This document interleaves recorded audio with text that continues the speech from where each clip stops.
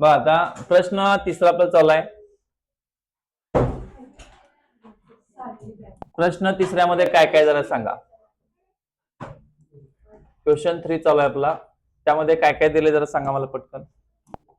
आकृती कोणती आहे? स्क्वेअर आहे. स्क्वेअर म्हणजे ओरिजिनल आकृती तुमची आहे स्क्वेअर आहे. आणि स्क्वेअरचे सगळे तुम्हाला गुणधर्म माहिती आहेत. स्क्वेअर म्हणजे चौरस. काय आहे हे सांगा. स्क्वेअर स्क्वेअर काय आहे? हा चौरस आहे. काय सांगा? हा चौरस. आणि चौरसाचे सगळे गुणधर्म तुम्हाला माहिती आहेत. काय काय सांगा. सगळ्या बाजूच्या कशा असतात? समान असतात. ईच अँगल काय असतो? 90 डिग्री असतो. आणि इथून तुमचे डायगोनल्स असतात असे, हे कर्ण आहेत. आणि इथं कर्णाच्या आतमध्ये पण काय होतो? 90 डिग्रीचा अँगल तयार होत असतो. हे आपल्याला याला नाव देऊया आपण, दिलेलं आहे तिने आय जे के एल. हा तुमचा स्क्वेअर आहे. आणि मध्ये कुठला पॉइंट आहे? एम पॉइंट आहे. मध्ये कुठला पॉइंट आहे? एम. यांचे माप वगैरे काय दिलेत का बघा. दिलेले आहेत. दिसत आपल्या इथे किती आहे? 90 डिग्री. हा 90 असल्यावर इथे किती होतं? 45 45. इथे किती होणार? 45 45. हे सगळे गुणधर्म आहेत ह्याचे. 90चे काय झाले? 2 भाग झाले, 45 आणि 45. तर आता आणखी आपल्याला काय विचारले बघा यामध्ये. Find the measures of I M J. I M J. I M J चं माप काढायचं. कुठं आहे आय एम जे? बघा आय एम जे.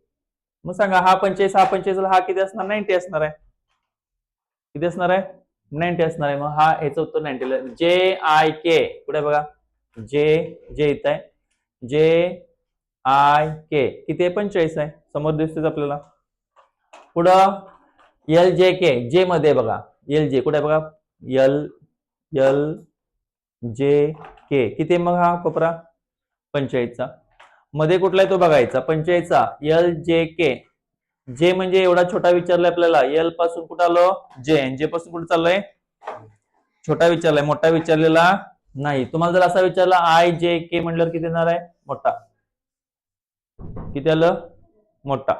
आता ह्यात सगळे माप तयार झाले आपल्याला. बाकीची दुसरी आकृती काढायची काय गरज आपल्याला आहे का? नाही, काढायची गरजच लागणार नाही. म्हणजे आपल्याला स्क्वेअर मध्ये सगळं आपण मांडणी केलेलं आहे त्यामध्ये.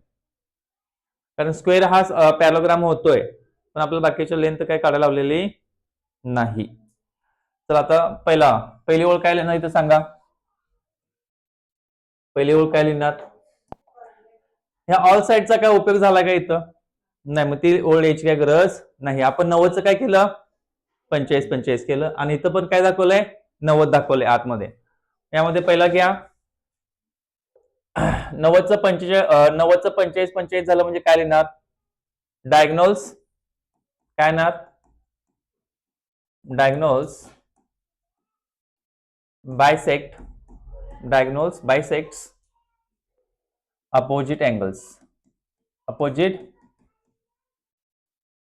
Opposite angles. डायगोनल्स काय करतात? कर्ण परस्परांना काय करतात? दुभागतात. त्यांचे जे हे असतात आपण डायगोनल्स काय करतात? बायसेक्ट्स अपोजिट एंगल्स. आता हा डायगोनल काढलाय, तर हे काय झालेलं आहे? निम्मा निम्मा झालेला आहे. कर्ण काय करतात? सम्मुख कोण दुभागतात. मराठीमध्ये कर्ण सम्मुख कोण काय करतात? दुभागतात. सम्मुख कोण काय करतात? दुभागतात. आणि पहिली ओळ आपल्याला माहितच आहे काय लिहायची ती.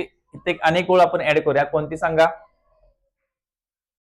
ईच अँगल काय असतात? ईच अँगल किती यायचा? Each angle of square is 90.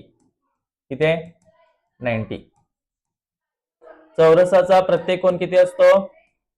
चौरसाचा प्रत्येक कोण किती असतो? 90 अंशाचा असतो. किती अंशाचा असतो? 90 अंशाचा असतो प्रत्येक कोण. मग कुठले कुठले कोण सांगा यामधला? अँगल कुठला? अँगल कुठला? जे आय एल. जे आय एल तो पण 90 डिग्री असणार आहे. आय जे के किती असणार आहे? आय जे के तो पण 90 असणार आहे. जे के एल तो पण किती असणार आहे? 90 असणार आहे. आणि कुठला? I L K. I L K हा पण 90 असतो. म्हणजे प्रत्येक कोण किती आहे? 90 आहे. आता हे निम्मे निम्मे झाले कुणामुळं? मधून रेष गेले बघा त्याच्या, त्याला डायगोनल्स म्हणायचं. काय म्हणायचं? मधनं काय केल्या, मग 90चे काय झाले, निम्मे निम्मे भाग झालेले आहेत, मग त्यालाच आपण बायसेक्ट म्हणायचं. मग इथं लिहिणार काय सांगा, आपल्याला विचारलाय कुठला, तोच आपल्याला भाग लिहायचा आहे. कुठला विचारलाय? आय एम जे. कुठे बघा, आय एम जे नंतर घे, जे आय के, जे आय के. चला, जे आय के कोणाचा निम्मा झाला? मेजर अँगल जे आय के, जे आय के कोणाचा निम्मा झाला? हाफ ऑफ जे आय एल च्या, जे आय एल च्या हाफ. जे आय एल किती सांगा, इथे जे आय एल किती आहे? 90 आहे. मग 1/2 गुणिले 90, 90च्या हाफ किती झाला? 45 झालं. आणि कोणाचा विचारलं आपल्याला? हा आपण काढला बघा आता, जे आय के, जो पटकन मिळतो तो पहिला. आणि एल जे के आता काढायचा. कुठे एल जे के सांगा? एल जे के कोणाची निम्मा रे? हा मोठ्या जेच्या, एल जे के, तो पण लिहा. मेजर अँगल एल जे के कोणाचा हाफ असणार आहे? हा मोठ्याच्या. मोठा कोण आहे इथं? हा आय जे के. आय जे के च्या निम्मा म्हणजे 1/2 गुणिले 90, 90चे निम्मा किती असणार आहे? 45. निम्मा विचारलाय आपल्याला, जे एल जे के, एल जे के निम्मा विचारला, एवढा विचारलाय. मोठा हा एवढा आय जे के चा भाव आहे. आता लक्षात ठेवा, हा झाला 45, हा झाला 45. आपल्याला विचारलाय कुठला सांगा? आय एम जे. कुठे आहे आय एम जे? इथं आत आहे बघा. इथं ओळ कुठली लिहायची? Diagonals of square, diagonals of square काय येणार? Perpendicular bisect, perpendicular bisector, perpendicular bisectors आहेत. चौरसाचे कर्ण परस्परांना काटकोनात दुभागतात. चौरसाचे कर्ण काय करतात? परस्परांना काटकोनात दुभागतात. ही ओळ पाहिजे सगळ्यांचीच. चौरसाचे कर्ण परस्परांना काय करतात? काटकोनात दुभागतात, काटकोनात दुभागतात. आता काटकोनात दुभागल्यामुळे तिथं किती डिग्रीचा अँगल झाला सांगा? 90 डिग्रीचा. मग डायरेक्ट लिहायचं देअरफॉर. कुठला विचारला आपल्याला? मेजर अँगल आय एम जे के बघा, आय एम जे के. इथं 90 डिग्रीचा अँगल तयार झाला. मग किती त्याला? आय एम जे किती त्याला सांगा आपल्याला? 90 डिग्री आला. झालं, इथं पण आपलं उत्तर सगळी मिळाली.